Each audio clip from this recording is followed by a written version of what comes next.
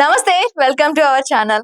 రైలు ప్రయాణం అంటే కిటికీ బయట పరుగులు తీసే దృశ్యాలే కాదు, మన దృష్టిని వెంటనే ఆకట్టుకునేది కోచుల రంగులు. మీరెప్పుడైనా గమనించారా? కానీ ఈ రంగులు కేవలం అందుకోసం మాత్రమే కాదు, మనల్ని ఆకర్షించడానికే కాదు, దీని వెనకాతల ఒక ప్రత్యేక అర్థం ఉంది.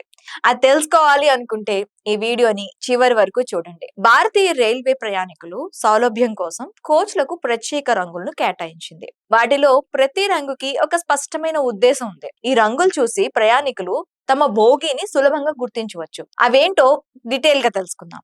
నీలం రంగు కోచ్లు రైల్వేలో అత్యధికంగా కనిపించే రంగు ఇది. స్లీపర్ క్లాస్, ఏసీ కోచ్లు, చైర్ కార్ కోచ్లు సాధారణంగా నీలం రంగులో ఉంటాయి. ఇది సాధారణ ప్రయాణ రైళ్లను సూచించే కలర్ గా గుర్తింపు పొందింది.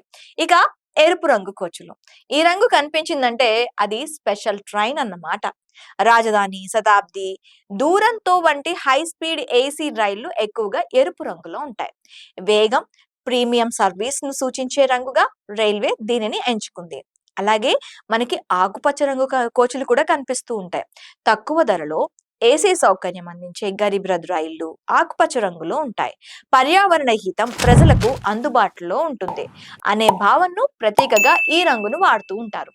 పసుపు రంగుకు అలాగే తెలుపు రంగు కోచ్ల్ని మీరు చూసింటారు కదా. ఈ కోచ్లు ఎందుకు యూజ్ చేస్తారో తెలుసా? ప్రయాణికుల కోసం కాకుండా అన్రిజర్వ్డ్ బోగీలు, పార్సిల్ వ్యాన్లు, లగేజ్ కోచ్లను ఉపయోగిస్తారు. వీటిని దూరం నుంచి గుర్తించేందుకు పసుపు, తెలుపు చారలు లేదంటే డిజైన్లను అమలు చేస్తూ ఉంటారు. ఇక ఈ రంగుల వెనుక రైల్వే శాఖ ఉద్దేశం మరొకటి కూడా ఉంది. అదేంటంటే ప్రయాణికులు తమ కోచ్ ను త్వరగా గుర్తిస్తారు. స్టేషన్లలో గందరగోళం తగ్గుతుంది.